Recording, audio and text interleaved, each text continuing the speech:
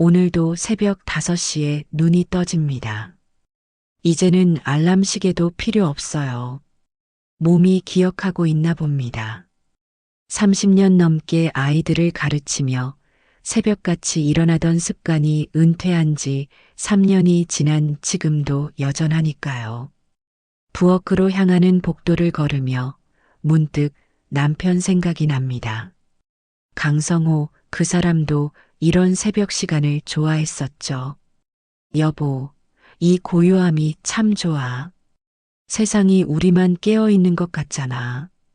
그렇게 말하며 따뜻한 차를 내려주던 그 손길이 그리워집니다. 벌써 10년이 지났는데도 여전히 그의 부재가 이 집을 휑하게 만드네요. 가스레인지에 물을 올리며 창밖을 바라봅니다. 아직 어둠이 깊지만 멀리 동쪽 하늘이 살짝 밝아지고 있어요. 도윤이 어렸을 때는 이 시간에 일어나서 도시락을 싸주곤 했는데 이제는 40이 넘은 아들이 되었네요. 시간이 이렇게 빠른 줄 몰랐습니다. 따뜻한 보리차를 우리며 생각에 잠깁니다. 도윤이가 결혼한 지도 벌써 10년이 되었어요. 혜린이와 함께 살림을 차린 것이 엊그제 같은데 말이에요.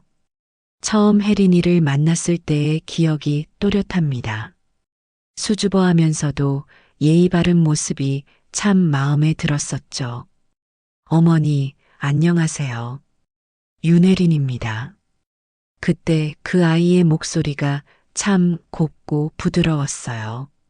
고개를 살짝 숙이며 인사하는 모습에서 교육을 잘 받고 자란 티가 났습니다. 키도 적당하고 얼굴도 단정하니 우리 도윤이와 잘 어울려 보였어요. 무엇보다 도윤이 그 아이를 바라보는 눈빛이 달랐습니다.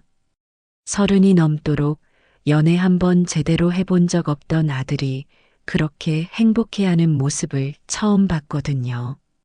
보리차를 한 모금 마시며 그때를 떠올려 봅니다.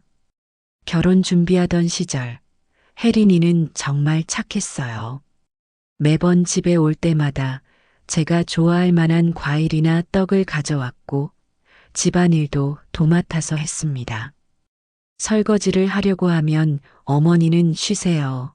제가 할게요라며 손사래를 쳤죠. 혜린아, 고마워. 우리 집 며느리가 되어줘서. 그렇게 말했을 때 혜린이가 보여준 미소가 아직도 기억나네요. 화나면서도 어딘가 슬픈 듯한 미소였어요. 지금 생각해보니 그때부터 이미 무언가 조짐이 있었던 건 아닐까요? 결혼식 날 저는 정말 행복했습니다. 남편이 일찍 세상을 떠난 후 오직 도윤이만 바라보며 살아왔는데 그 아들이 좋은 사람을 만나 가정을 이룬다니 하객들에게 인사하면서도 가슴이 뿌듯했어요. 축하합니다, 선생님. 아드님이 정말 좋은 분을 만나셨네요. 고맙습니다.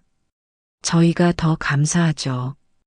그런데 신혼살림을 차리고 나서부터 조금씩 이상한 점들이 눈에 띄기 시작했어요. 처음에는 단순히 신혼부부의 적응 과정이려니 했습니다. 새로운 환경, 새로운 사람과의 생활이니 어느 정도 어색함은 당연하다고 생각했거든요. 그런데 혜린이의 표정이 점점 어두워지는 것 같았어요. 처음에는 밝고 활기찼던 모습이 시간이 지날수록 조심스러워졌습니다. 말수도 줄어들었고 웃음소리도 예전만큼 자주 들리지 않았어요. 혜린아, 어디 아픈 데라도 있니? 아니에요, 어머니. 괜찮아요. 하지만 그 아이의 괜찮다는 말이 점점 공허하게 들리기 시작했습니다.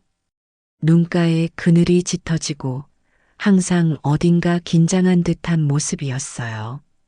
처음에는 직장 생활과 살림을 병행하느라 힘든가 보다 생각했습니다. 요즘 젊은 여자들은 다 그렇다고 일과 가정을 양립하기가 쉽지 않다고 말이에요. 도윤이는 어떨까 궁금해서 가끔 물어보곤 했어요. 도윤아, 혜린이랑 잘 지내지? 네, 엄마. 왜요? 그냥 혜린이가 요즘 좀 피곤해 보여서 직장 일이 좀 바빠서 그런 것 같아요. 괜찮을 거예요. 도윤이의 대답은 늘 간단했어요. 별일 아니라는 듯 무심한 투였습니다. 그때는 아들이 아내를 위해 괜찮은 척 하는 건가 했는데 지금 생각해보면 정말 무관심했던 것 같아요. 결혼 2년째쯤부터는 좀 더 구체적인 변화들이 눈에 띄기 시작했습니다. 혜린이가 집에 올 때마다 화장을 짙게 하고 왔어요. 특히 눈가나 볼 부분에. 처음에는 유행인가 했는데 자세히 보니 뭔가 가리려는 것 같았습니다. 혜린아, 화장품 바꿨니? 색이 좀 진한 것 같은데. 아, 네. 요즘 이런 게 유행이래요. 그 대답도 어딘가 어색했어요. 눈을 마주치지 않으려고 하고 자꾸 고개를 돌리려고 했거든요. 그리고 옷차림도 변했습니다. 예전에는 반팔이나 치마도 잘 입었는데 어느 순간부터 긴 소매, 긴 바지만 입고 다녔어요. 한여름에도 카디건을 걸치고 와서 벗지 않았습니다. 더우면 벗어도 돼, 혜린아. 괜찮아요, 어머니. 에어컨 때문에 추워서요. 하지만 에어컨이 켜져 있지 않은 날에도 카디건을 벗지 않았어요. 가장 마음이 아팠던 건 혜린이의 웃음이 변했다는 거였어요. 예전에는 진짜 기뻐서 웃는 것 같았는데 이제는 억지로 짓는 웃음 같았습니다. 입가는 올라가지만 눈이 웃지 않는 그런 웃음이요. 어느 날은 혜린이가 설거지를 하다가 접시를 깨뜨렸어요. 그런 일이야 흔한데 그 아이의 반응이 너무 과했습니다. 어머니, 죄송해요. 정말 죄송해요. 얼굴이 새하얘지면서 벌벌 떨더라고요. 마치 큰 잘못이라도 저지른 것처럼. 괜찮아, 혜린아. 그런 일이야 있는 거지. 다치지 않았어? 죄송해요, 정말. 제가 조심했어야 했는데. 계속 사과하면서 깨진 조각을 주워 담는 그 모습을 보니 가슴이 아팠어요. 단순히 접시 하나 깨뜨린 건데 왜 그렇게 무서워하고 떨어야 할까요? 그런 일들이 하나둘 쌓이면서 저도 모르게 의심이 생기기 시작했어요. 혜린이의 변화가 단순히 시간이 지나면서 자연스럽게 일어난 건 아닐 거라는 생각이 들었습니다. 도윤이는 어떨까요? 아들에 대해서도 조금씩 다른 면들이 보이기 시작했어요.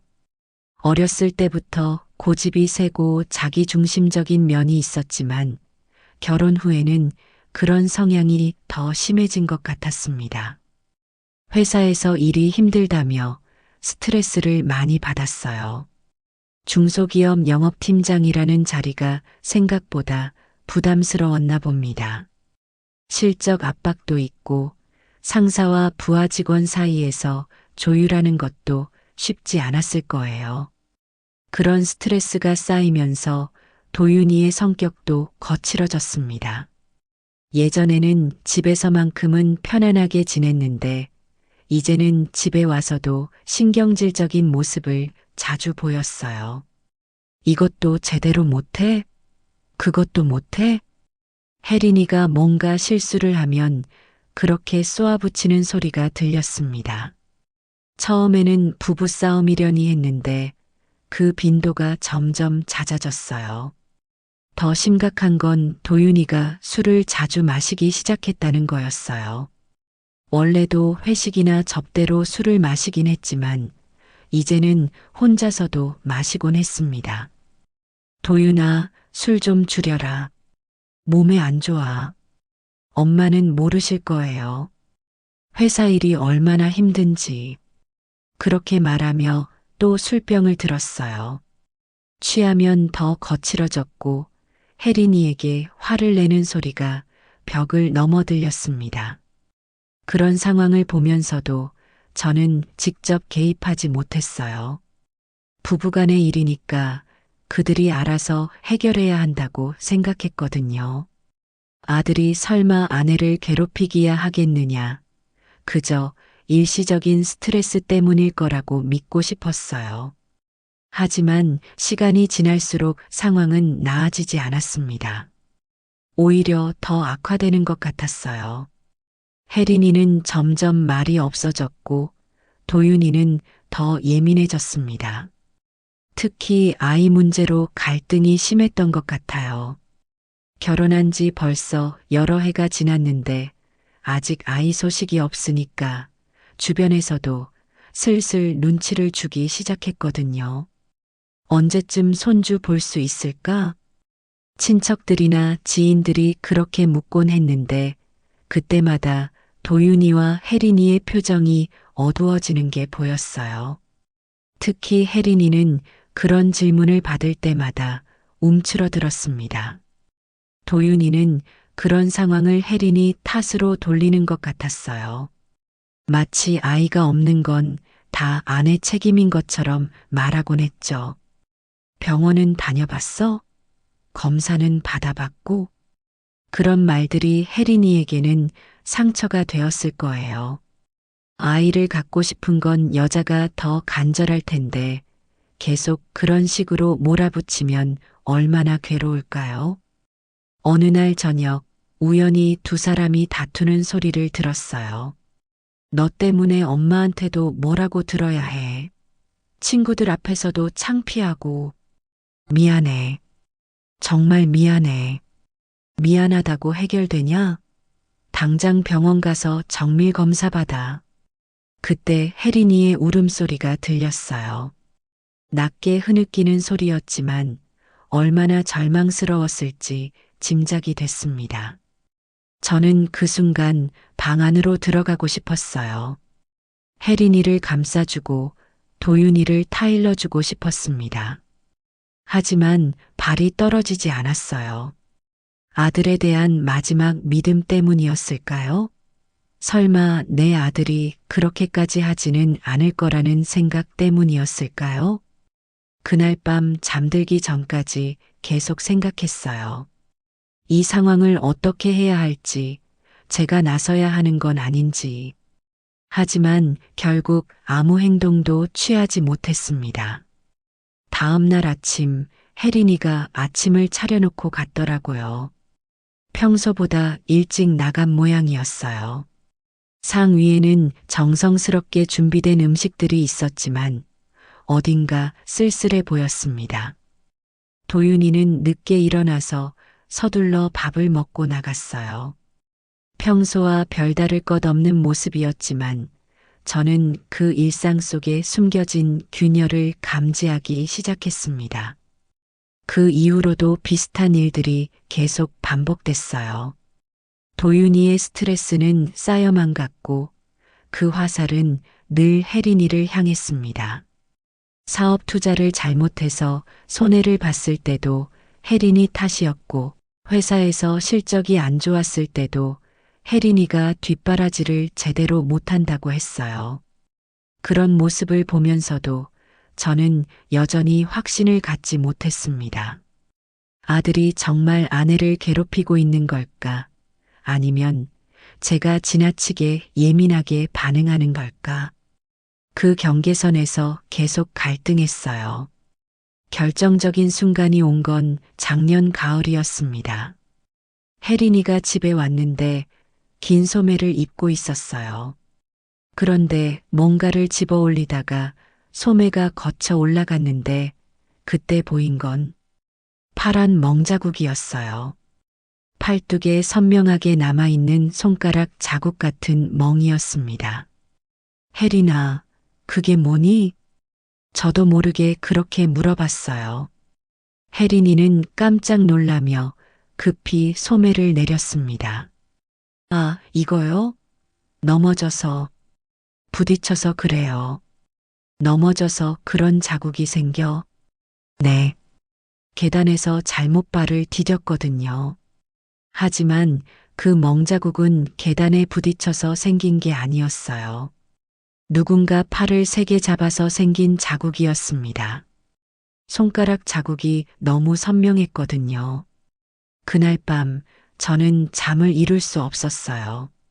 계속 그 멍자국이 눈에 밟혔습니다.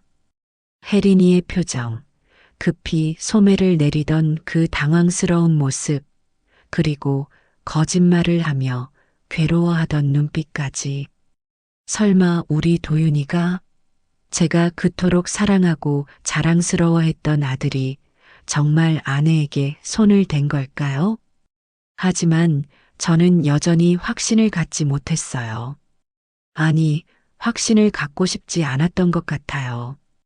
인정하면 제가 그동안 믿어왔던 모든 것이 무너질 것 같았거든요. 그 이후로 더 조심스럽게 관찰하기 시작했어요.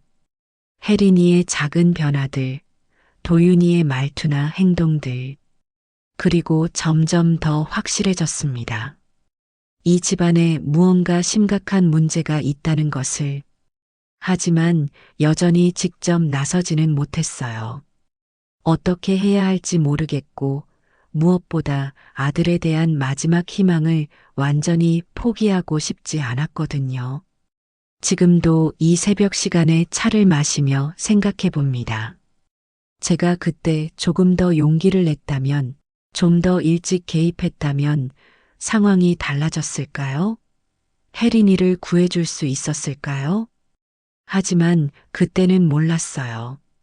이 평온해 보이는 일상 속에 얼마나 깊은 어둠이 숨어 있는지, 그리고 그 어둠이 결국 우리 모두를 어디로 이끌어 갈지. 창밖이 이제 완전히 밝아졌네요. 또 하루가 시작됩니다. 겉보기에는 평범한 하루가 될 것 같지만 저는 이제 압니다. 평온함 뒤에 숨어 있는 그림자들이 얼마나 위험한지를. 오늘도 혜린이는 웃으며 인사를 할 테고 도윤이는 바쁘다며 서둘러 나갈 거예요. 하지만 그 일상의 균열은 점점 더 깊어지고 있습니다. 언제까지 이 가면을 쓰고 살아야 할까요? 차를 다 마시고 컵을 씻으며 또다시 기도합니다. 제발 이 집안에 더 큰 불행은 없게 해주세요. 하지만 제 기도가 닿을지 확신할 수 없어요. 이미 너무 많은 것들이 어긋나기 시작했거든요. 그리고 저는 여전히 어떻게 해야 할지 모르겠습니다. 아들과 며느리, 그리고 저 자신까지. 우리는 모두 각자의 가면을 쓰고 살아가고 있어요. 언제까지 이 연극을 계속해야 할까요? 그리고 이 연극이 끝날 때 우리는 과연 무엇을 마주하게 될까요? 더 깊어지는 어둠 속으로. 겨울이 지나고 봄이 오면서 상황은 더욱 악화되었습니다. 제가 혜린이 팔에 멍자국을 본 그날 이후로 마치 뭔가 터져버린 것처럼 모든 것이 급속도로 나빠졌어요. 아니면 제가 이제야 제대로 보기 시작한 건지도 모르겠습니다. 도윤이의 사업 투자 실패 소식을 들은 건 3월 말이었어요. 그날 저녁 아들이 술에 취해 집에 왔는데 얼굴이 말이 아니었습니다. 눈이 충혈되고 옷도 구겨진 채로 비틀거리며 들어서더라고요. 도윤아, 무슨 일이야? 제가 놀라서 물어보자 도윤이는 소파에 털썩 주저앉으며 머리를 양손으로 감쌌어요. 망했어요, 엄마. 완전히 망했어. 뭐가 망했다는 거야? 차근차근 말해봐. 투자한 게 다 날아갔어요. 회사 돈도, 제 돈도, 심지어 대출받은 것까지. 그때야 자초지종을 알 수 있었어요. 도윤이가 회사 동료들과 함께 어떤 사업에 투자했는데 그게 사기였다는 거예요. 몇 천만 원이 한순간에 사라진 거였습니다. 어떻게 그런 일이. 저도 몰랐어요. 믿을 만한 사람이라고 해서, 수익률도 좋다고 해서.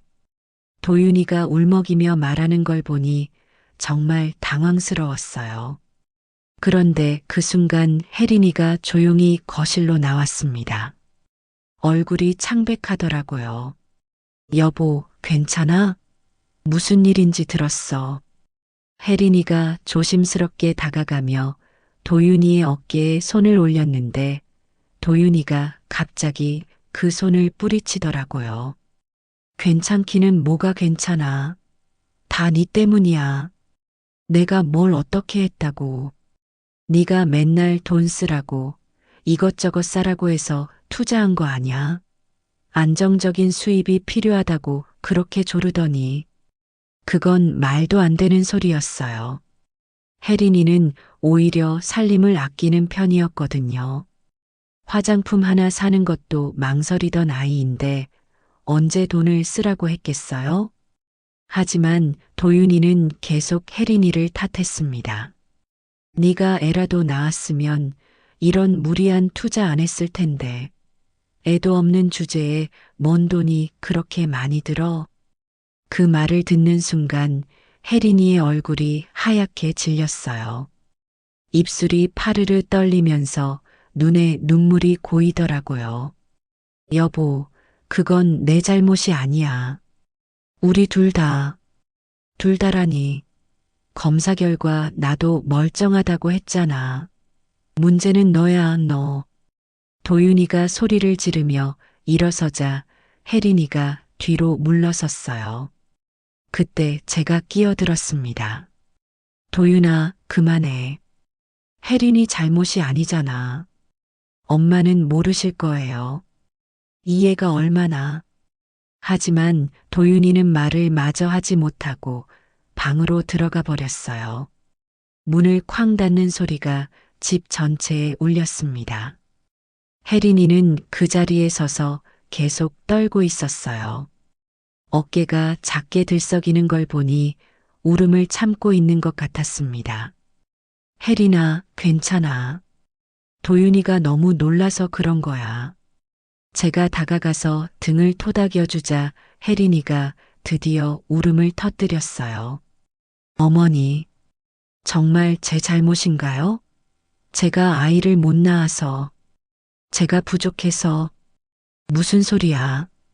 아이는 하늘이 주는 거고, 투자 실패는 혜린이와 전혀 상관없어. 하지만 여보가 맨날 제 탓이라고, 제가 뭘 해도 부족하다고.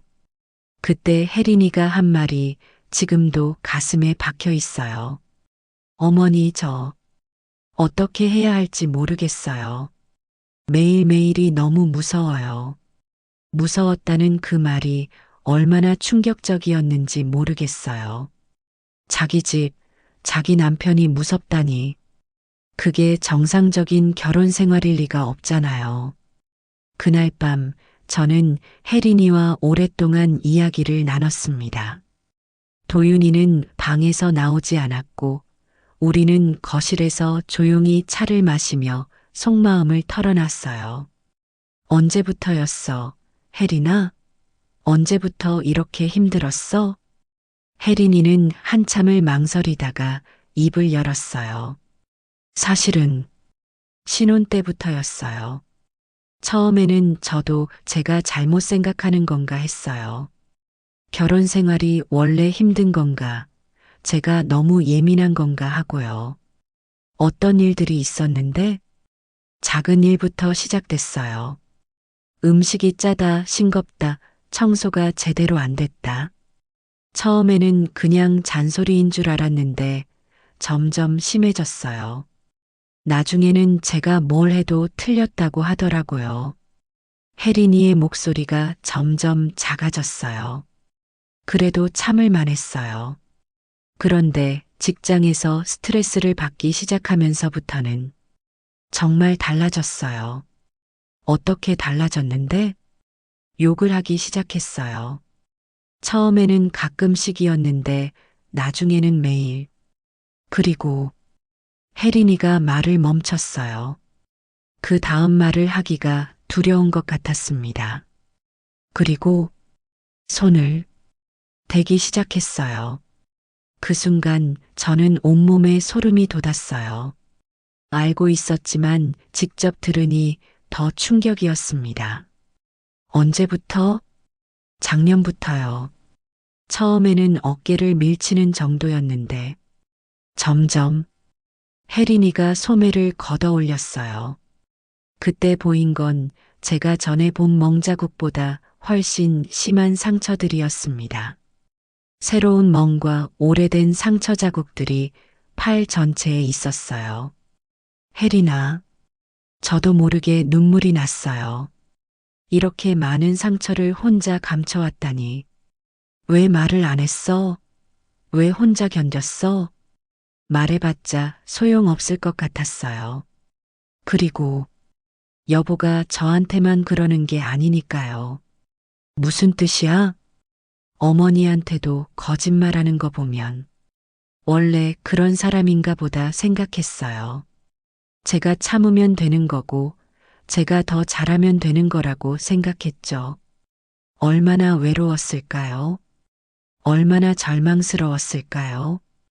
그 어린 나이에 혼자서 이 모든 걸 감당하려고 했다니. 병원에는 안 갔어? 갔어요. 하지만 여보가 따라와서 의사 선생님 앞에서는 다른 사람이 돼요. 그래서 넘어졌다고, 부주의해서 다쳤다고 말할 수밖에 없었어요. 도윤이가 그렇게까지 치밀했다니. 밖에서는 좋은 남편 행세를 하면서 집에서는. 그럼 지금까지 혼자 치료를? 네. 약국에서 파는 약으로 버텨왔어요. 가슴이 미어질 것 같았어요. 이 착한 아이가 얼마나 많은 고통을 혼자 견뎠을까 생각하니 눈물이 멈추지 않았습니다. 이제는 됐어. 더 이상 혼자 버티지 마. 내가 도와줄게. 어떻게요? 여보는 어머니 말도 안 들어요. 오히려 제가 어머니한테 고자질했다고 더 화낼 거예요. 그 말이 맞았어요. 도윤이는 이미 제 통제를 벗어난 지 오래였으니까요. 그 다음 날부터 저는 더 자세히 관찰하기 시작했어요. 그리고 정말 끔찍한 현실을 마주하게 되었습니다. 도윤이는 투자 실패를 완전히 혜린이 탓으로 돌렸어요. 빚독촉 전화가 오면 혜린이가 전화를 받게 했고 채권자들이 찾아오면 혜린이가 상대하게 했습니다. 네가 대신 사과해. 네 때문에 이렇게 된 거니까. 그런 말을 하는 도윤이를 보며 정말 이게 내 아들이 맞나 싶었어요. 언제부터 이렇게 비겁하고 잔인한 사람이 되었을까요?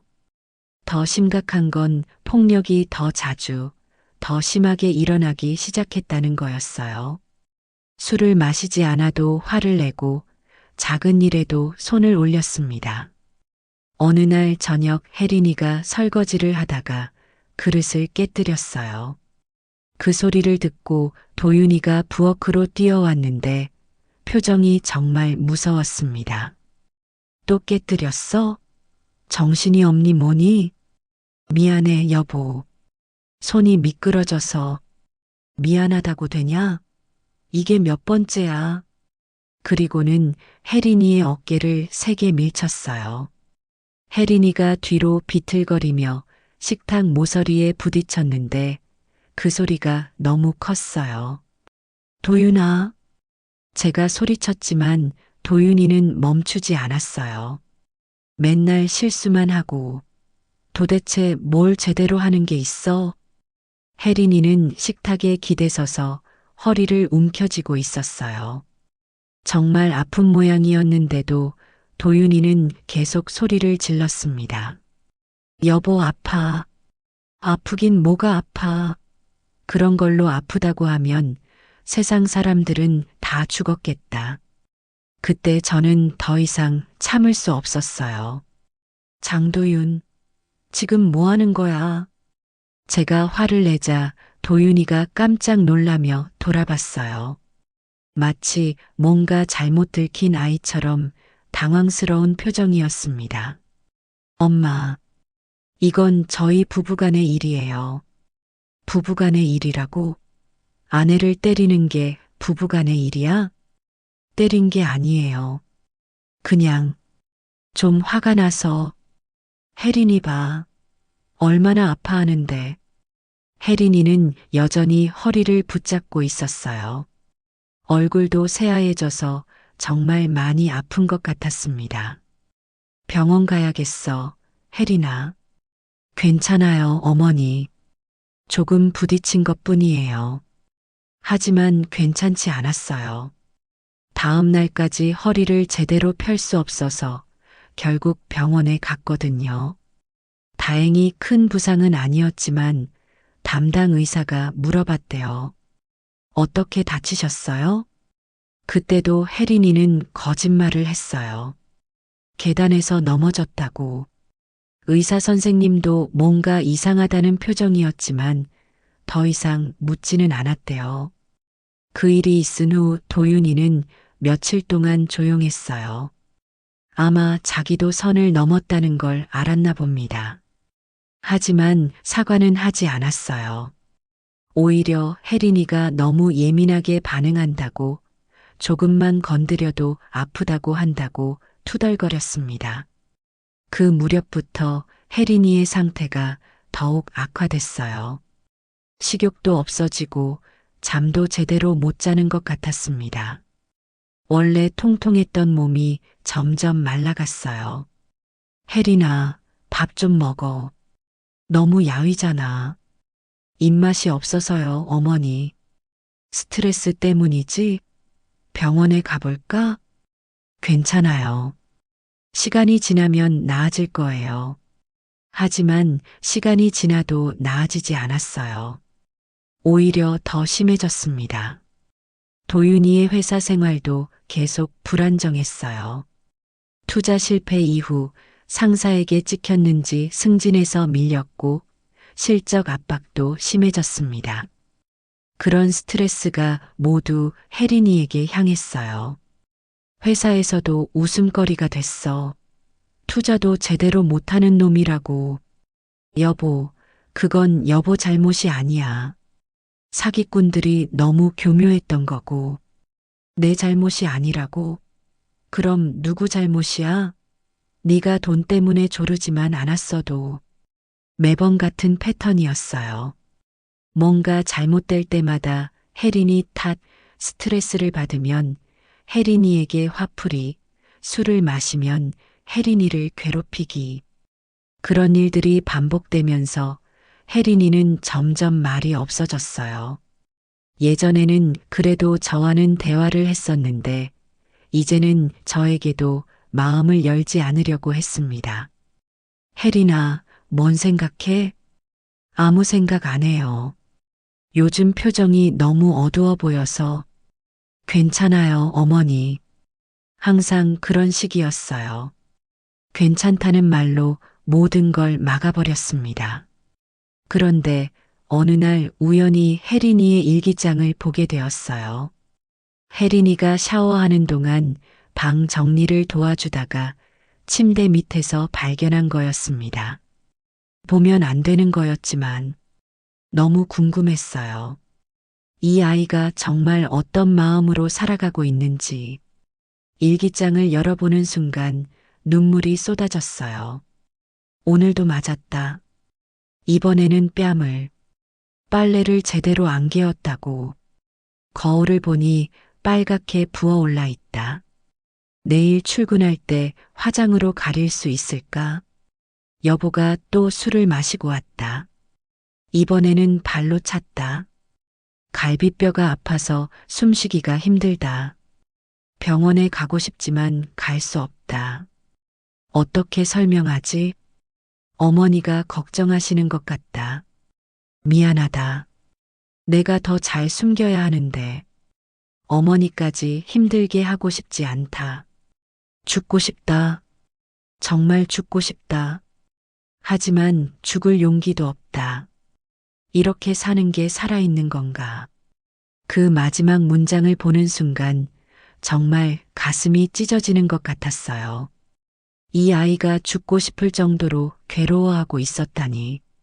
급히 일기장을 제자리에 놓았지만 그 내용은 계속 머릿속에 맴돌았어요. 혜린이가 샤워를 마치고 나왔을 때 평상시와 다름없이 대했지만 속으로는 울고 있었습니다. 그날 밤 저는 결심했어요. 더 이상 방관할 수 없다고. 어떻게든 혜린이를 도와야 한다고. 하지만 어떻게 해야 할까요? 도윤이와 직접 대화를 해볼까? 혜린이를 다른 곳으로 피신시킬까? 경찰에 신고할까? 모든 선택지를 생각해봤지만 쉽지 않았어요. 도윤이는 이미 제 말을 듣지 않았고 혜린이는 어디 가려고 하지도 않을 것 같았습니다. 경찰 신고도 확실한 증거가 있어야 하는데 혜린이가 협조할까요? 고민하던 중에 더 끔찍한 일이 벌어졌어요. 도윤이가 혜린이에게 대출을 받으라고 강요하기 시작한 거예요. 네 명의로 대출 받아. 내 신용은 이미 망했으니까. 여보, 저도 직장에서 대출 받은 게 있어서. 그럼 카드론이라도 해. 뭔가 방법이 있을 거 아냐? 도윤이는 자신의 빚을 혜린이에게 떠넘기려고 했어요. 혜린이 명의로 대출을 받아서 자신의 빚을 갚으라는 거였죠. 당연히 혜린이는 거부했어요.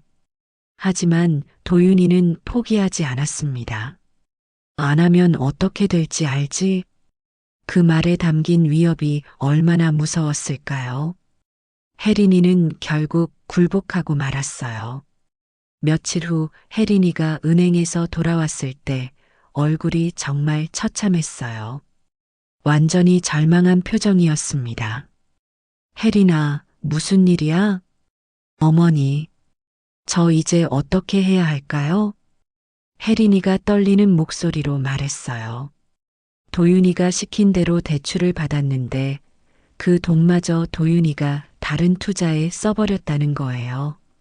또 투자하겠다고 해서 이번엔 확실하다고 해서 믿었는데 또 속았어요.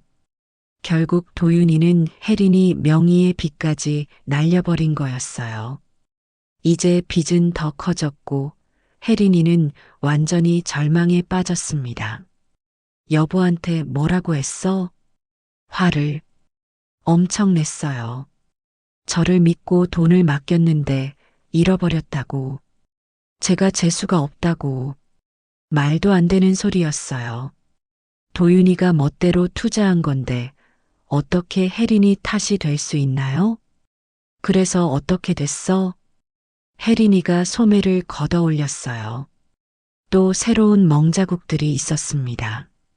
이번에는 정말 심했어요. 병원에 가야겠어, 혜린아. 안 돼요. 여보가 절대 안 간다고 했어요. 괜한 의심받을까 봐서요. 그 순간 저는 깨달았어요. 이 상황이 계속되면 정말 큰일이 날 거라는 걸. 혜린이가 정말 위험하다는 걸. 하지만 여전히 어떻게 해야 할지 확신이 서지 않았어요. 그리고 제가 망설이는 사이에 상황은 더욱 악화되었습니다. 도윤이의 음주는 이제 일상이 되었고 폭력도 더 빈번해졌어요. 회사에서도 결국 문제가 생겨서 해고 위기에 몰렸고 그 스트레스가 또 혜린이에게 향했습니다. 그런 어느 날 밤 저는 기도했어요. 정말 간절히 기도했습니다. 제발 이 집안에 더 큰 불행은 없게 해주세요. 혜린이를 지켜주세요. 도윤이가 정신을 차리게 해주세요. 하지만 제 기도는 이미 너무 늦었나 봅니다. 균열은 이미 너무 깊어져 있었고 그 균열을 통해 더 큰 어둠이 스며들고 있었으니까요. 그때는 몰랐어요. 혜린이가 이미 다른 생각을 하고 있었다는 걸. 그리고 그 생각이 결국 우리 모두를 어떤 결말로 이끌어갈지 그날 밤 모든 것이 끝났습니다. 6월의 장마철이었어요. 비가 며칠째 내리고 있어서 집 안 공기도 축축하고 무거웠습니다. 그날따라 유난히 우울한 기분이 들었는데 지금 생각해 보니 뭔가 불길한 징조였던 것 같아요. 도윤이는 그날도 회사에서 비톡촉 전화를 받았나 봅니다. 점심때쯤 혜린이에게 전화가 왔어요. 어머니, 여보가 오늘 일찍 들어온대요. 기분이 안 좋은 것 같으니까 조심하시라고 해서요. 혜린이의 목소리에서 불안함이 느껴졌어요. 요즘 들어 도윤이가 집에 일찍 들어오는 날은 항상 문제가 생겼거든요. 무슨 일인 것 같은데? 잘 모르겠어요. 전화로는 자세한 얘기를 안 해서. 그런데 목소리가 정말 화가 나 있더라고요. 저도 가슴이 덜컥 내려앉았어요. 요즘 도윤이의 폭력이 더 심해졌는데 오늘도 또 무슨 일이 벌어질까봐 걱정됐습니다. 혜린아, 너무 걱정하지 마. 내가 있잖아. 내 어머니. 그래도 혹시 모르니까 어머니 방에 계세요. 괜히 함께 화내실까 봐요. 혜린이가 저를 걱정해주는 마음이 고마우면서도 안타까웠어요. 이 아이가 얼마나 많은 걸 혼자 감당하고 있는지. 오후 4시쯤 도윤이가 집에 들어왔어요. 현관문 여는 소리부터 거칠었습니다. 신발 벗는 소리, 가방 던지는 소리, 모든 게 평소보다 소란스러웠어요. 거실에서 TV를 보고 있던 저는 슬쩍 복도 쪽을 내다봤습니다. 도윤이의 얼굴이 정말 일그러져 있었어요. 눈이 충혈되고 이를 악물고 있는 모습이 무서울 정도였습니다. 여보, 왜 이렇게 일찍 들어왔어? 부엌에서 저녁 준비를 하던 혜린이가 조심스럽게 물어봤어요. 하지만 도윤이는 대답하지 않고 바로 소파에 털썩 앉았습니다. 물 좀 가져와. 명령하는 투의 말에 혜린이가 급히 물을 따라다 줬어요. 그런데 도윤이가 그 물을 받아들면서 혜린이의 손목을 세게 잡더라고요. 아야. 혜린이가 작게 비명을 지렸지만 도윤이는 놓아주지 않았어요. 너 때문에 또 욕먹었어. 뭐 때문에요? 채권자가 회사로 전화했어. 네가 제대로 처리 안 해서. 말도 안 되는 소리였어요. 혜린이가 뭘 어떻게 처리하라는 건지. 빚은 도윤이가 진 건데 말이에요. 여보, 저는 뭘 어떻게 해. 입 다물어. 네가 은행에서 뭐라고 했길래 대출이 안 되는 거야? 도윤이가 목소리를 높이자 혜린이가 위축됐어요. 손목을 잡힌 채로 어쩔 줄 몰라 하고 있었습니다. 대출 한도가 이미 다 찼다고 해서. 그럼 다른 은행은? 다른 방법은? 다 알아봤어요. 하지만 저도 신용 등급이 떨어져서. 그 순간 도윤이가 혜린이의 손목을 더 세게 비틀었어요. 혜린이가 아픔을 참지 못하고 하고 소리를 질렀는데도 도윤이는 멈추지 않았습니다. 도윤아. 저도 더 이상 참을 수 없어서 끼어들었어요. 엄마는 이런 일에 관여하지 마세요. 관여하지 말라고? 며느리를 그렇게 다루는데? 이게 다 누구 때문인데요? 엄마가 이 애를 너무 감싸니까 버릇이 없어진 거예요. 정말 어이가 없었어요. 혜린이를 감쌌다고요? 오히려 제가 너무 모른 체하고 지나쳤는데. 도윤아, 정신 좀 차려라. 이게 무슨 짓이야? 정신 차리라고요? 엄마야말로 현실을 좀 보세요. 이 집이 지금 어떤 상황인지. 도윤이가 소리를 지르며 일어섰어요. 그러면서 혜린이를 밀쳐버렸는데 혜린이가 뒤로 비틀거리며 벽에 부딪혔습니다. 여보. 혜린이가 벽에 등을 부딪히며 신음했지만 도윤이는 계속 소리만 질렀어요. 다 네 때문이야. 네가 아무 쓸모도 없으니까 이 집이 이 모양인 거야. 그만해, 도윤아. 제가 두 사람 사이에 끼어들려고 했는데 도윤이가 제 팔을 밀쳤어요. 엄마도 비켜세요. 이건 저희 부부 문제예요. 그 순간 혜린이와 눈이 마주쳤어요. 혜린이의 눈에서 완전한 절망을 봤습니다. 살려달라는 신호 같은 것도 아니고 그냥 포기한 눈빛이었어요. 도윤이는 계속 소리를 지르며 혜린이를 몰아붙였어요.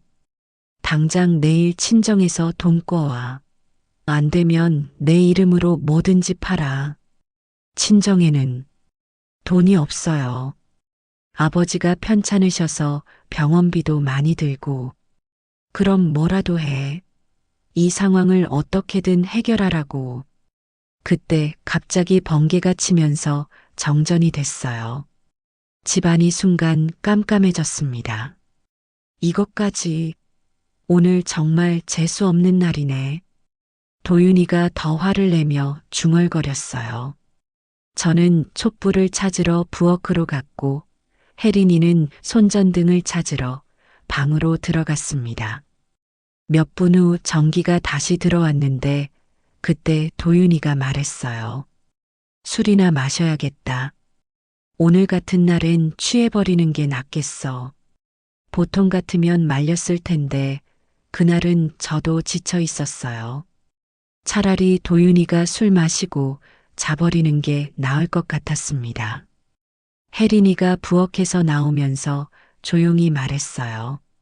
여보, 와인 있어요. 그걸로 드시겠어요? 와인?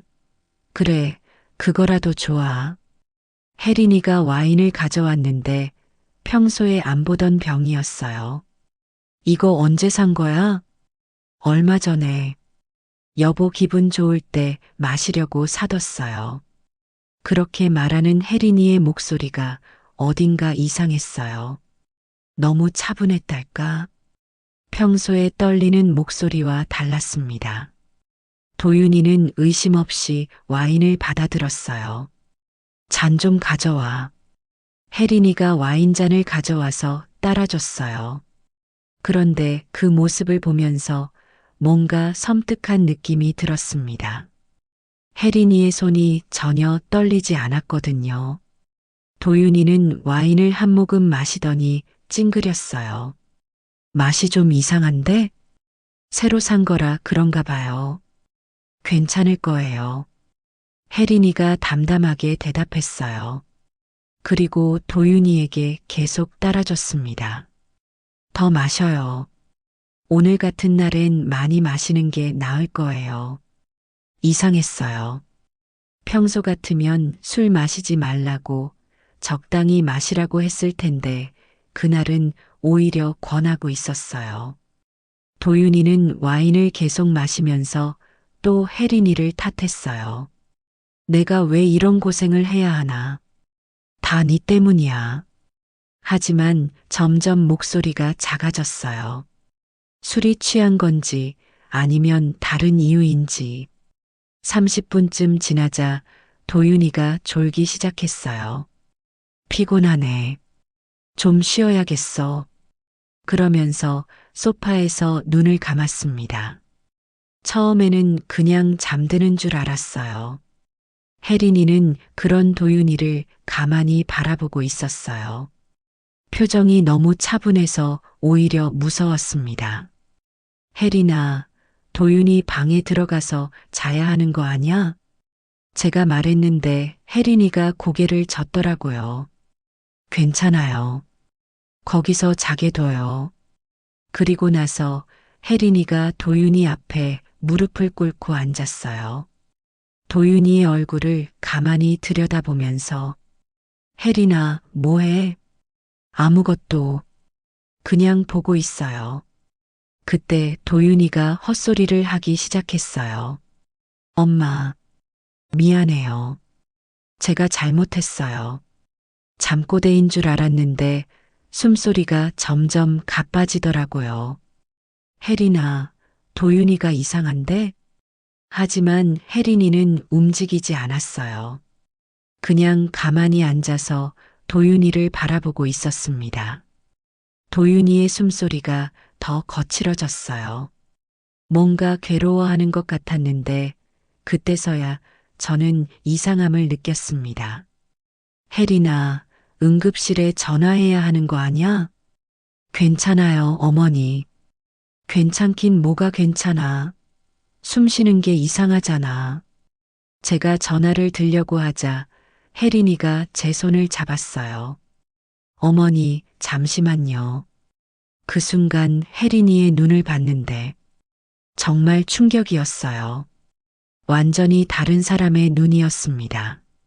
차갑고 결단력 있고 무서울 정도로 고요한 눈이었어요. 혜린아, 너. 어머니, 이제 끝이에요. 그 말과 함께 혜린이가 소파 위에 쿠션을 들었어요. 그리고 도윤이의 얼굴에 가져갔습니다. 그 순간 저는 깨달았어요. 혜린이가 뭘 하려는지, 그리고 와인에 뭔가 넣었다는 것을. 안 돼. 혜린아. 제가 소리쳤지만 이미 늦었어요. 혜린이는 쿠션을 도윤이 얼굴에 눌렀습니다. 도윤이가 잠깐 몸부림쳤지만 이미 의식을 잃은 상태였나 봐요. 곧 조용해졌습니다. 혜린아, 지금 뭐 하는 거야? 제가 혜린이를 떼어내려고 했는데 혜린이가 저를 보며 말했어요. 어머니, 이제 정말 끝이에요. 모든 게 끝났어요. 그 목소리가 너무 차분해서 더 무서웠어요. 마치 오랫동안 준비해온 일을 마침내 실행하는 것 같았습니다. 몇 분이 지났을까요? 혜린이가 쿠션을 치웠을 때 도윤이는 더 이상 숨을 쉬지 않았어요. 혜린아, 이게 뭐야? 이게 대체 뭐야? 저는 다리에 힘이 풀려서 바닥에 주저앉았어요. 내 아들이, 내 며느리의 손에. 어머니, 미안해요. 하지만 다른 방법이 없었어요.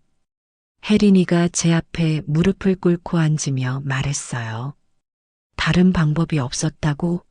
살인을 저지르고 다른 방법이 없었다고? 네. 정말 다른 방법이 없었어요. 혜린이의 목소리에서 후회나 죄책감을 찾을 수 없었어요. 오히려 안도감 같은 게 느껴졌습니다.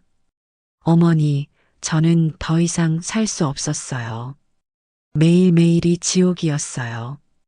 죽고 싶었지만 죽을 용기는 없었고, 그래서 이 방법밖에 없었어요.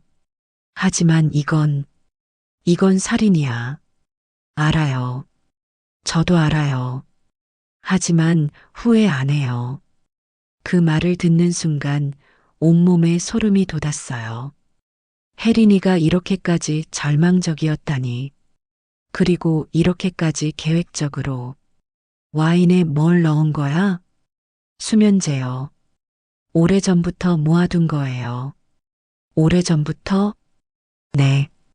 처음에는 제가 먹으려고 모아둔 거였어요. 하지만 생각을 바꿨어요. 혜린이가 자살을 생각하고 있었다니. 그리고 그 대신 도윤이를. 어떻게 이런 생각을. 어머니, 여보가 저한테 한 일들을 다 알고 계시잖아요.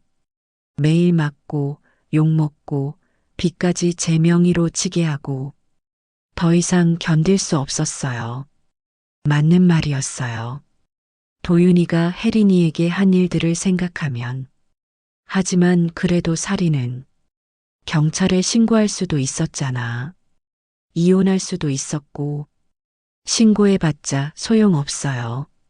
증거도 없고, 여보는 밖에서는 다른 사람이니까.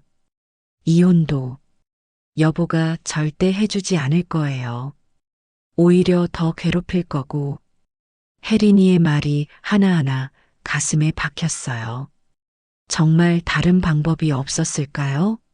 제가 더 일찍, 더 적극적으로 도왔다면. 어머니, 이제 경찰에 신고하실 거예요? 혜린이가 담담하게 물어봤어요. 뭐라고? 신고하셔도 돼요. 저는 도망갈 생각도 없어요. 오히려, 이제 마음이 편해요. 정말 편해 보였어요. 처음으로 보는 혜린이의 평온한 표정이었습니다. 저는 한참 동안 말을 할 수 없었어요.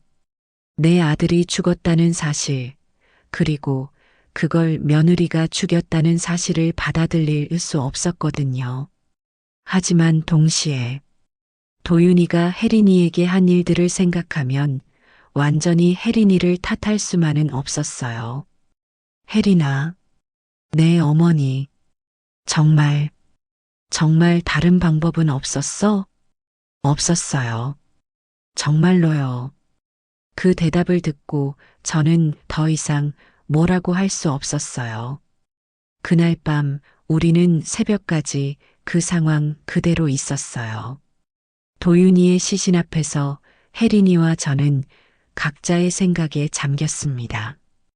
혜린이는 정말 평온해 보였어요.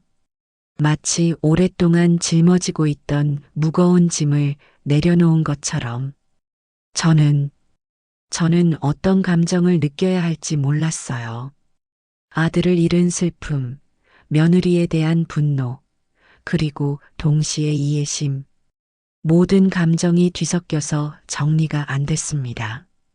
새벽이 되어서야 혜린이가 입을 열었어요. 어머니, 119에 신고할게요. 뭐라고 할 건데? 심장마비라고 할게요. 실제로 수면제도 먹었지만 질식사한 거니까 부검하면 들통날 텐데. 그럼 상관없어요. 어차피 제가 한 일이니까. 하지만 결과적으로는 부검이 제대로 이뤄지지 않았어요. 도윤이의 평소 건강 상태, 최근의 스트레스, 그리고 혜린이의 연기 때문인지 급성 심장마비로 처리됐습니다. 그 순간부터 모든 것이 바뀌었어요. 혜린이는 슬픔에 빠진 아내가 되었고 저는 아들을 잃은 어머니가 되었습니다.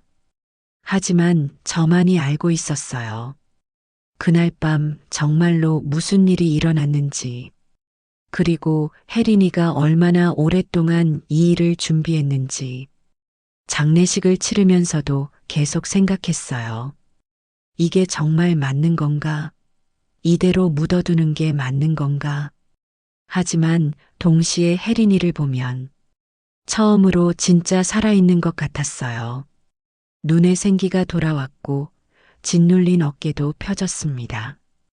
그렇게 그 끔찍한 밤이 지나갔습니다.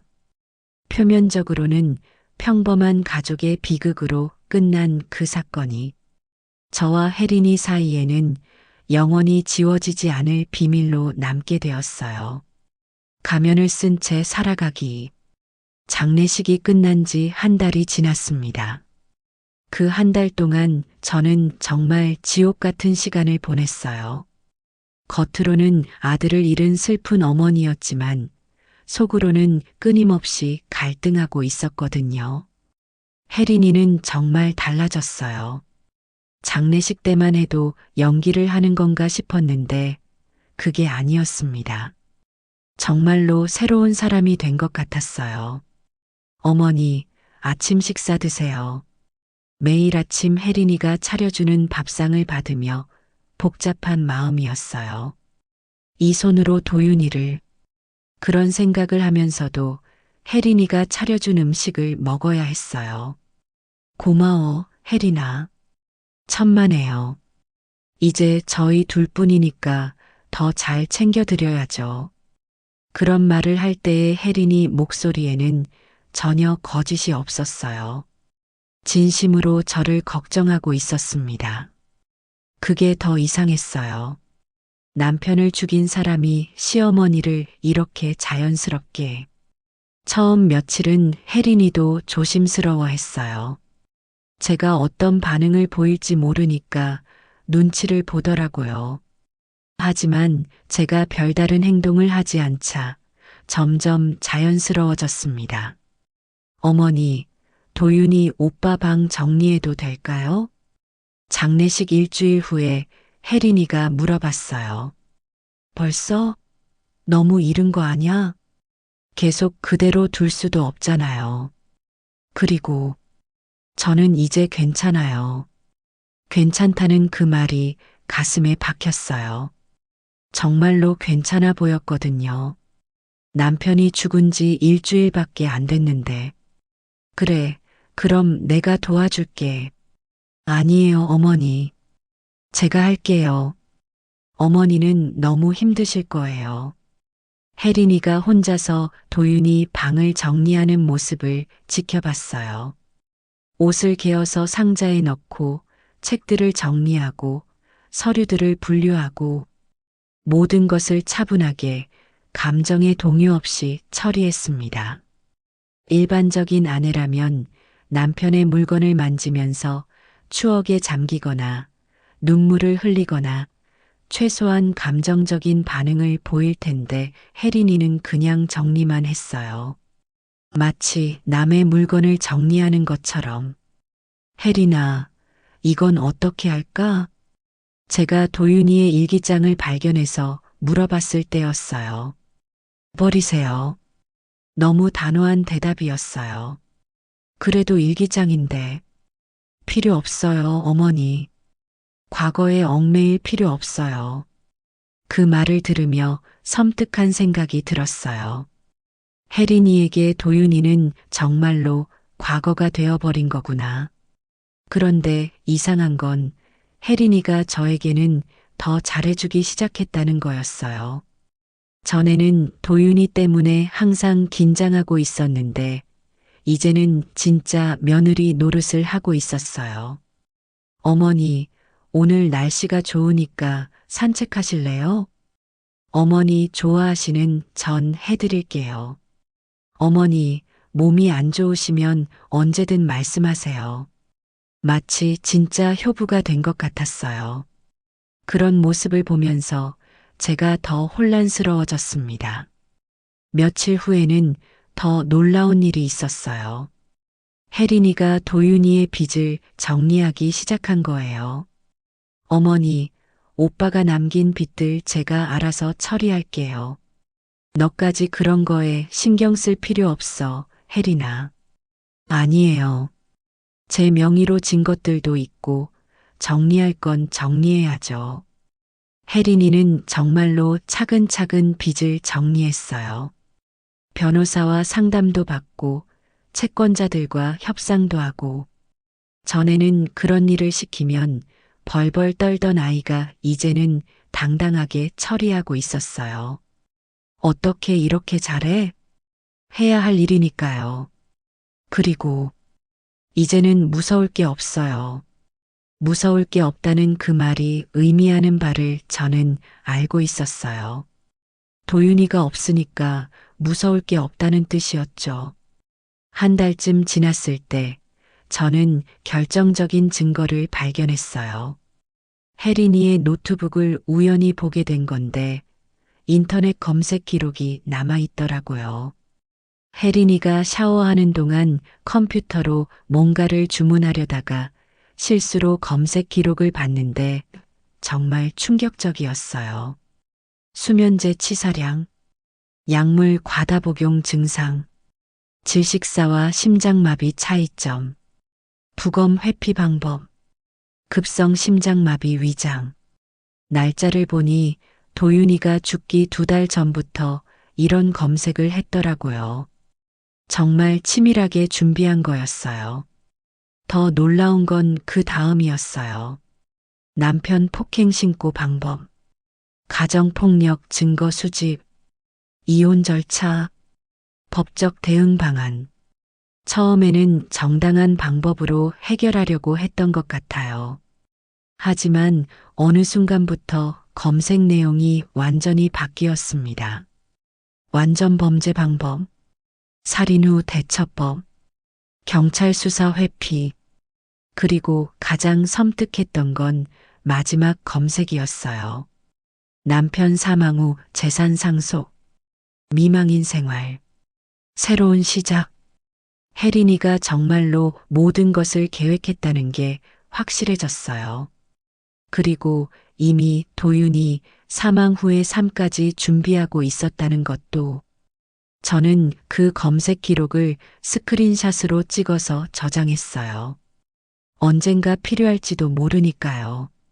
그런데 이상한 건 그 증거를 발견하고도 제가 경찰에 신고하지 않았다는 거예요.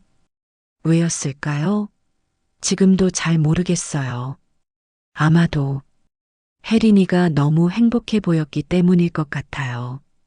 처음으로 진짜 웃는 모습을 보게 됐거든요. 어머니, 이 드라마 재밌네요. TV를 보며 웃는 혜린이를 보니 정말 다른 사람 같았어요. 전에는 웃어도 항상 어딘가 불안해 보였는데 이제는 진짜 편안한 웃음이었어요. 혜린아, 요즘 많이 좋아 보여. 그래요? 아, 그냥 마음이 한결 편해져서요. 마음이 편하다는 그 말이 무슨 의미인지 저는 알고 있었어요. 어느 날 저녁 혜린이가 갑자기 제게 물어봤어요. 어머니, 저 때문에 힘드시죠? 왜 갑자기 그런 말을? 그냥 제가 있으면 오빠 생각이 더 많이 나실 것 같아서요. 그런 건 아냐. 오히려 내가 있어서 덜 외로워. 정말 그랬어요. 혜린이가 없었다면 저는 혼자서 이 비밀을 감당할 수 없었을 거예요. 어머니는 저를 어떻게 생각하세요? 뭘? 오빠가 죽은 후에 너무 빨리 회복된 것 같아서 이상하게 생각하실까 봐요. 그 순간 저는 깨달았어요.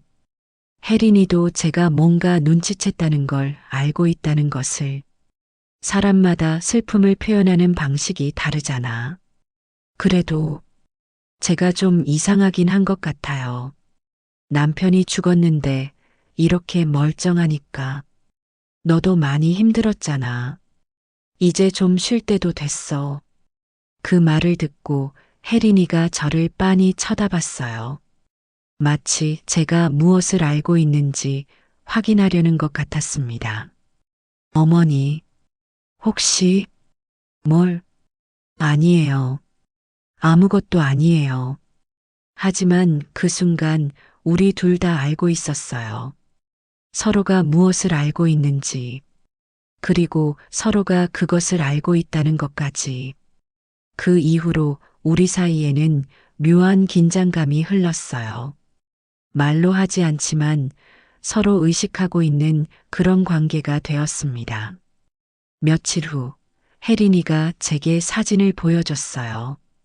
어머니, 이거 어떻게 할까요? 도윤이와 혜린이의 결혼 사진이었어요. 어떻게 하고 싶은데? 치워두고 싶어요. 보기가 좀 그래서요. 그래, 그럼 치워둬.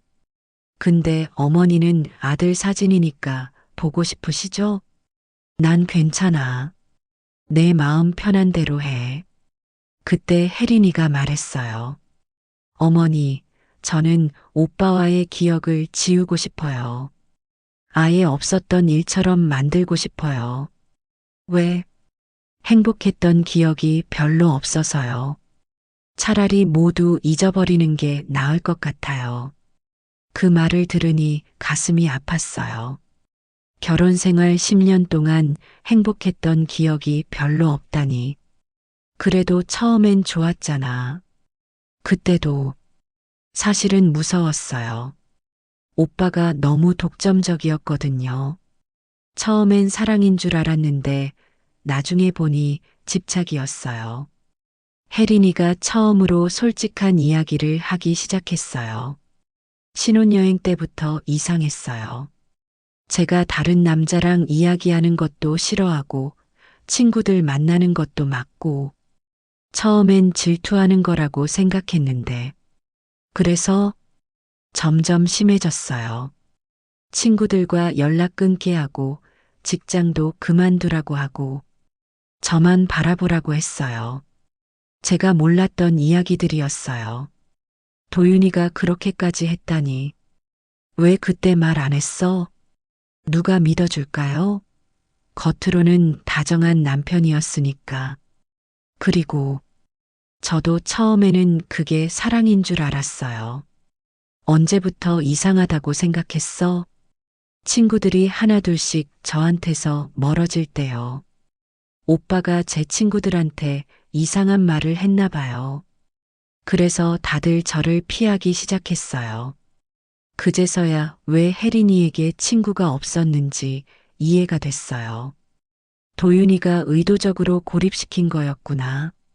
그때부터 정말 외로웠어요. 오빠밖에 없었거든요. 그런데 그 오빠가 저를 괴롭히니까 혜린이의 목소리가 점점 작아졌어요. 어머니, 저는 정말 살고 싶었어요. 행복하게 살고 싶었어요. 하지만 오빠와 함께서는 절대 불가능했어요. 다른 방법을 시도해 볼 수도 있었잖아. 해봤어요. 다 해봤어요. 하지만 소용없었어요. 혜린이가 제게 스마트폰을 보여줬어요. 녹음 파일이 여러 개 있더라고요. 이거 들어보세요. 재생 버튼을 눌렀는데 도윤이가 혜린이를 위협하는 소리가 들렸어요. 너 나한테서 도망갈 생각하지 마. 어디 가든 찾아낼 거야. 이혼하자고 하면 너를 죽여버릴 거야. 그리고 내 가족들도 경찰한테 신고해봐라. 증거나 있나? 정말 소름 끼치는 내용이었어요. 이런 위협을 당하고도 혜린이가 버텨왔다니. 이런 게 더 있어요. 다른 파일들도 들려줬는데 정말 끔찍했어요. 도윤이가 혜린이를 때리면서 하는 말들, 모독적인 욕설들. 어떻게 이런 걸 참고 살았어? 참는 게 아니었어요. 그냥 죽지 않기 위해서 버틴 거였어요. 그 말을 듣고 나니 혜린이가 왜 그런 선택을 했는지 이해가 됐어요. 정말로 다른 방법이 없었구나. 어머니, 저는 후회 안 해요. 만약 다시 그 상황이 온다면 똑같은 선택을 할 거예요. 그렇게 단호하게 말하는 혜린이를 보며 저는 마음을 정했어요. 이 아이를 지켜주자고. 혜린아, 네 어머니. 앞으로 우리 둘이서 잘 살자. 어머니, 과거 일은 이제 그만 생각하고 새로운 시작을 하자. 혜린이가 눈물을 흘렸어요. 처음으로 보는 진짜 눈물이었습니다. 고마워요, 어머니. 정말 고마워요. 고맙긴 뭘. 우리 가족이잖아. 그날 밤 저는 혜린이의 검색 기록을 모두 삭제했어요. 그리고 제가 찍어둔 스크린샷도 지워버렸습니다. 증거는 없애버렸지만 진실을 아는 것은 저와 혜린이 뿐이었어요. 그리고 우리는 그 진실을 가슴 깊이 묻어두기로 했습니다. 하지만 살아가면서 계속 생각했어요. 이게 정말 옳은 일일까? 도윤이가 아무리 나쁜 짓을 했어도 살인은 살인인데. 그런데 혜린이의 변화된 모습을 보면 또 다른 생각이 들었어요. 이 아이가 이렇게 생생하게 살아가는 모습을 보는 게 좋았거든요. 한 달 더 지나자 혜린이에게 완전히 새로운 변화가 생겼어요. 어머니, 저 새로운 일을 시작하고 싶어요. 어떤 일? 상담사 공부를 해보려고요. 저 같은 상황에 있는 사람들을 도와주고 싶어요. 정말 놀라운 발상이었어요. 자신의 경험을 바탕으로 다른 사람들을 도우려는 마음. 좋은 생각이야. 혜린이가 하면 잘할 수 있을 것 같아. 그렇게 생각하세요? 그래. 누구보다 그런 사람들의 마음을 이해할 수 있을 테니까. 혜린이가 환하게 웃었어요. 정말 오랜만에 보는 진짜 웃음이었습니다. 그렇게 우리의 새로운 생활이 시작됐어요. 겉으로는 평범한 시어머니와 며느리였지만 속으로는 서로의 비밀을 지켜주는 동반자가 되었습니다. 가끔 밤에 잠들기 전에 생각해요. 도윤이에게 미안하다고. 하지만 동시에 혜린이가 살아있다는 것에 감사하다고도 생각합니다. 진실을 아는 자로 살아간다는 것이 쉽지는 않아요. 하지만 어떤 진실은 묻어두는 것이 모든 사람을 위해 더 나을 수도 있다는 걸 배웠습니다. 그리고 혜린이를 보면서 깨달았어요. 때로는 극단적인 선택이 유일한 해답일 수도 있다는 것을. 물론 그것이 옳다고 말하는 건 아니에요. 하지만 이해할 수는 있다는 거죠. 이제 우리는 새로운 삶을 살아가고 있어요. 과거는 과거로 묻어두고 미래를 향해 나아가고 있습니다. 진실을 아는 자들만이 할 수 있는 그런 삶을 말이에요. 복수의 끝에서 용서를 찾다. 도윤이가 죽은 지 석 달이 지났어요. 겉으로는 평온한 일상이 계속됐지만 제 마음 속에서는 여전히 갈등이 끝나지 않았습니다. 혜린이를 이해하면서도 동시에 아들에 대한 복잡한 감정들이 계속 꿈틀거렸거든요. 그런 어느 날 저는 결심했어요. 혜린이로부터 직접 자백을 받아야겠다고. 녹음까지 해서 모든 증거를 확보한 다음에 그 다음은 그때 가서 결정하기로 했습니다. 계획을 세우는 것부터 쉽지 않았어요. 혜린이가 경계심을 갖지 않도록 자연스럽게 대화를 유도해야 했거든요. 며칠 동안 기회를 엿보다가 드디어 때가 왔어요. 혜린이가 상담사 자격증 공부를 하다가 스트레스를 받는 것 같았거든요. 혜린아, 공부가 힘들어? 네, 생각보다 어려워요. 특히 심리학 부분이. 그래도 내가 정말 하고 싶어 하는 일이잖아. 맞아요. 저 같은 사람들을 도와주고 싶어요. 절망적인 상황에서 벗어날 방법을 찾지 못하는 사람들을. 그때였어요. 제가 핸드폰 녹음 기능을 켜고 말했습니다. 혜린아, 너도 그런 절망적인 상황에 있었지? 네. 정말 힘들었어요. 어떻게 견뎠어? 그 어려운 시간들을. 혜린이가 잠시 망설이더니 입을 열었어요. 사실은 견딘 게 아니라 끝냈어요. 끝냈다고? 어머니, 저 정말 솔직하게 말씀드려도 될까요?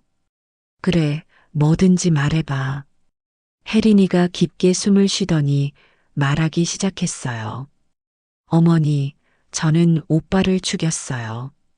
비록 알고 있던 사실이었지만 직접 듣는 순간 가슴이 철렁했어요.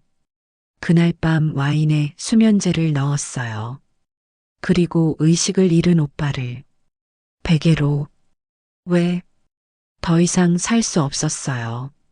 매일매일이 지옥이었거든요. 죽을 만큼 맞고 모든 걸 빼앗기고 인간 이하로 취급받고. 혜린이의 목소리가 떨리기 시작했어요. 처음에는 제가 죽으려고 했어요. 수면제를 모은 것도 그 때문이었고요. 하지만 어느 순간 깨달았어요. 왜 제가 죽어야 하지? 잘못한 사람은 오빠인데. 그래서 계획을 바꿨어요. 오빠를 먼저 보내고 저는 새로운 삶을 살기로 했어요. 후회는 안 해? 전혀요.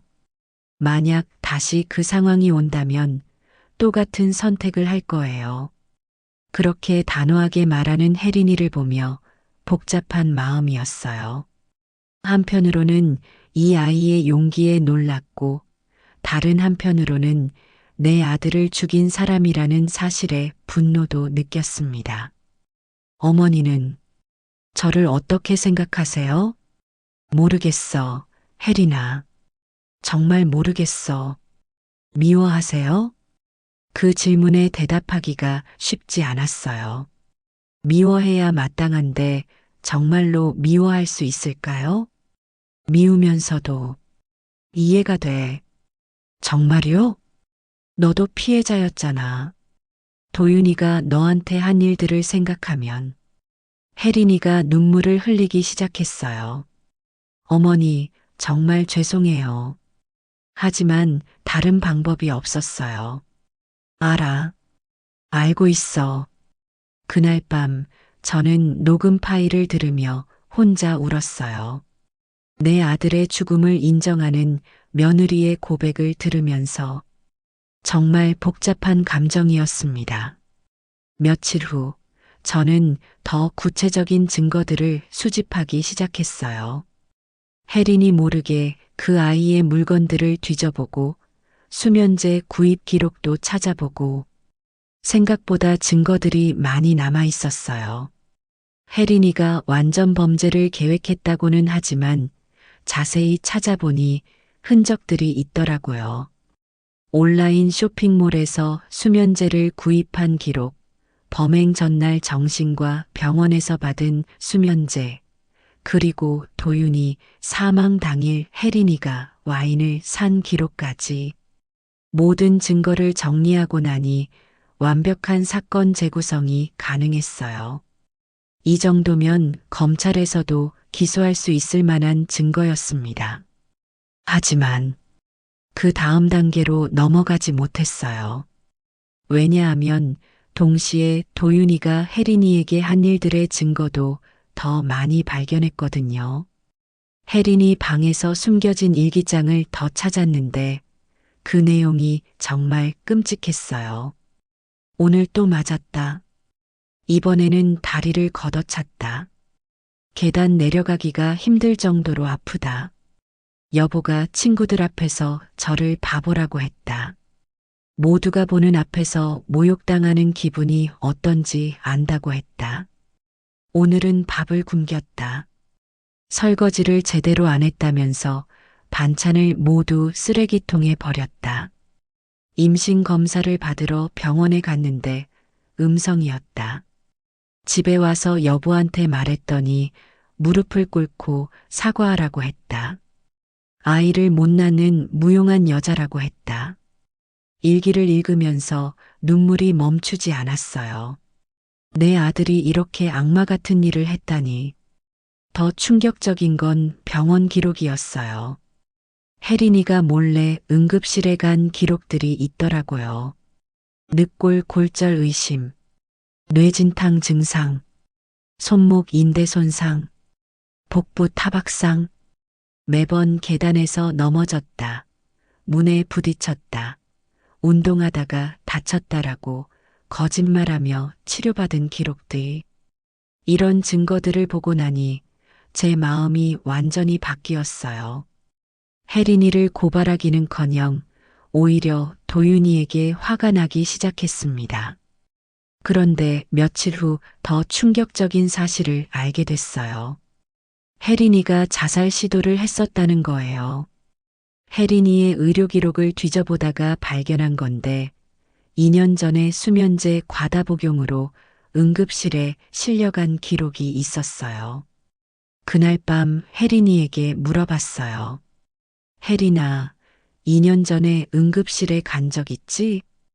혜린이가 깜짝 놀라며 저를 봤어요. 어떻게 아셨어요? 우연히 알게 됐어. 그때 왜 그런 일이? 혜린이가 한참 망설이다가 말했어요. 오빠가 그날 특히 심하게 때렸어요. 그리고 제 친정 부모님께 전화해서 딸 교육을 못 시켰다고 욕을 했어요. 그래서 더 이상 견딜 수 없었어요. 그래서 수면제를. 그런데 오빠가 발견하고 병원에 데려갔어요. 도윤이가? 네. 하지만 병원에서는 실수로 많이 먹었다고 거짓말하라고 했어요. 자살 시도라는 걸 알면 정신병원에 보낼 거라고 위협했어요. 정말 끔찍한 이야기였어요. 아내가 자살 시도를 했는데도 자기 체면만 생각한 거였어요. 그때부터 계획한 거야? 아니에요. 그때는 정말 그냥 죽고 싶었어요. 하지만 병원에서 깨어났을 때 생각이 바뀌었어요. 이렇게 죽으면 오빠가 이긴 거라는 생각이 들었거든요. 그래서 살기로 했어요. 하지만 오빠와 함께가 아니라 혼자서요. 그 말을 듣고 나니 혜린이의 선택이 완전히 이해됐어요. 자살 대신 상대방을 제거한 거였구나. 그날 밤 저는 결심했어요. 혜린이를 고발하지 않기로. 하지만 여전히 마음 한구석이 불편했어요. 아무리 그래도 살인은 살인인데, 그리고 도윤이는 제 아들인데, 그런 고민을 하던 중에 결정적인 사건이 일어났어요. 어느 날 도윤이의 대학 친구가 집을 찾아왔어요. 장례식에도 참석했던 김동수 씨였어요. 어머니, 안녕하세요. 혹시 도윤이 형이 남긴 물건 중에 무슨 물건? USB 하나요. 형이 빌려간 게 있어서요. 혜린이가 도윤이의 서재에서 USB를 찾아왔는데 동수 씨가 그걸 보더니 고개를 젓더라고요. 이게 아니에요. 다른 거요. 결국 함께 찾아봤는데 컴퓨터 본체에 꽂혀 있는 USB를 발견했어요. 아, 이거네요. 동수 씨가 USB를 빼내려다가 실수로 더블 클릭을 했는데 파일들이 열려버렸어요. 그 순간 저는 정말 충격을 받았어요. 화면에 나타난 건 혜린이의 사진들이었는데 옷을 입지 않은 상태의 사진들이었어요. 아, 죄송합니다. 동수 씨가 급히 화면을 끄려고 했지만 이미 본 건 본 거였어요. 동수 씨가 어색하게 USB를 들고 가고 난 후 저는 혜린이에게 물어봤어요. 혜린아, 컴퓨터에 있던 그 사진들. 혜린이의 얼굴이 새하얘졌어요. 어머니, 그건 설명해 줄 수 있어? 혜린이가 한참 동안 말을 못하더니 결국 고백했어요. 오빠가 강제로 찍은 거예요. 강제로? 처음에는 부부간의 추억이라고 했어요. 하지만 나중에는 저를 통제하는 수단으로 썼어요. 어떻게? 말을 안 들으면 인터넷에 올리겠다고 협박했어요. 가족들한테 보내겠다고도 하고. 그래서 어쩔 수 없이 그 순간 저는 완전히 도윤이에게 등을 돌렸어요. 이건 정말 용서할 수 없는 일이었거든요. 그런 일이 있었는데 왜 말 안 했어? 누구한테 말해요? 부끄러워서 입도 못 열겠었어요. 그날 저녁 저는 혜린이를 부엌으로 불렀어요. 혜린아, 앉아봐. 네, 어머니. 내가 뭘 좀 말하겠어. 혜린이가 긴장한 표정으로 저를 봤어요. 도윤이를 죽인 것 잘했어. 어머니, 정말로 잘했다고 생각해. 그 정도 악마라면 죽어도 싸지. 혜린이가 눈물을 흘리기 시작했어요. 어머니, 미안해, 혜린아. 내가 더 일찍 너를 도와줬어야 했는데. 아니에요, 어머니. 어머니 잘못이 아니에요. 내 아들이 그렇게 악한 일을 저질렀는데 어떻게 내 잘못이 아니야? 그날 밤 저는 모든 증거들을 태워버렸어요. 녹음 파일도 삭제하고 혜린이의 범행과 관련된 모든 자료들을 없애버렸습니다. 대신 도윤이의 악행을 증명하는 자료들은 따로 보관했어요. 혜린이를 보호하기 위해서였습니다. 며칠 후 혜린이가 제게 물어봤어요. 어머니, 정말 괜찮으세요? 아들을 잃으셨는데. 아들은 진작에 잃었어. 내가 키운 아들은 그런 짓을 하는 아이가 아니었거든. 어머니, 이제 넌 내 딸이야, 혜린아. 정말 딸처럼 생각할게. 혜린이가 제 품에 안겨서 펑펑 울었어요. 아마 그동안 참았던 모든 감정들이 터진 것 같았어요. 그 이후로 우리의 관계는 완전히 달라졌어요. 더 이상 시어머니와 며느리가 아니라 정말 모녀 같은 사이가 되었습니다. 혜린이는 상담사 자격증을 땄고 가정폭력 피해자들을 돕는 일을 시작했어요. 어머니, 오늘도 한 분을 도와드렸어요. 어떤 분? 저처럼 남편한테 시달리던 분이에요. 이혼 절차를 도와드렸어요. 잘했어. 그런 일이야말로 정말 의미 있는 일이지. 가끔 혜린이가 상담하는 모습을 보면 정말 대견해요. 자신의 아픈 경험을 바탕으로 다른 사람들에게 희망을 주고 있으니까요. 어느 날 혜린이가 말했어요. 어머니, 제가 오빠를 죽인 건 복수가 아니었어요. 그럼 뭐였어? 생존이었어요. 저 아니면 오빠 둘 중 하나는 죽어야 하는 상황이었거든요. 그 말이 맞다고 생각해요. 혜린이는 복수한 게 아니라 살아남은 거예요. 1년이 지난 지금 저는 후회하지 않아요. 혜린이를 고발하지 않은 걸 말이에요. 대신 매일 밤 도윤이에게 사과해요. 도윤아, 미안해. 엄마가 너를 잘못 키웠나 봐. 그래도 혜린이는 잘못이 없다. 때로는 이런 생각도 해요. 도윤이도 어딘가에서는 자신의 잘못을 알고 있을 거라고. 그리고 혜린이를 용서해달라고 빌기도 합니다. 혜린이는 이제 정말 행복해 보여요. 새로운 사랑도 만났고 결혼 계획도 세우고 있어요. 어머니, 새 남편분께 저희 사정을 말해야 할까요? 말하지 마. 과거는 과거로 묻어두는 게 좋아. 네, 알겠어요. 하지만 절대로 그런 일이 다시 일어나게 하면 안 돼. 당연히요. 이제는 제가 어떻게 해야 하는지 알아요. 그래요. 혜린이는 이제 자신을 지킬 줄 아는 사람이 되었어요. 더 이상 당하고만 있지 않죠. 가끔 생각해요. 정의가 뭔지, 옳고 그름이 뭔지. 법적으로는 혜린이가 살인범이에요. 하지만 인간적으로는 피해자였어요. 그 경계선에서 제가 내린 선택은 혜린이를 지키는 것이었어요. 그리고 지금도 그 선택이 옳았다고 생각해요. 도윤아, 엄마는 내가 저지른 일을 용서할 수 없어. 하지만 내가 내 아들이라는 건 변하지 않아. 그러니 저 세상에서는 혜린이를 괴롭히지 말고 오히려 행복하기를 빌어줘. 그리고 혜린아, 이제 정말 자유롭게 살아. 과거에 얽매이지 말고 내가 꿈꾸던 그 행복한 삶을 살아가렴. 어머니가 항상 곁에서 지켜줄게. 우리가 함께 지키고 있는 이 비밀과 함께 말이야. 때로는 가장 깊은 사랑이 침묵 속에 숨어 있는 법이니까.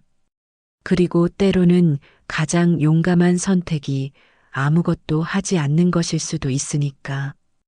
우리는 그렇게 진실을 가슴 깊이 묻고 새로운 내일을 향해 걸어가고 있어요. 그것이 우리가 선택한 사랑의 방식이니까요.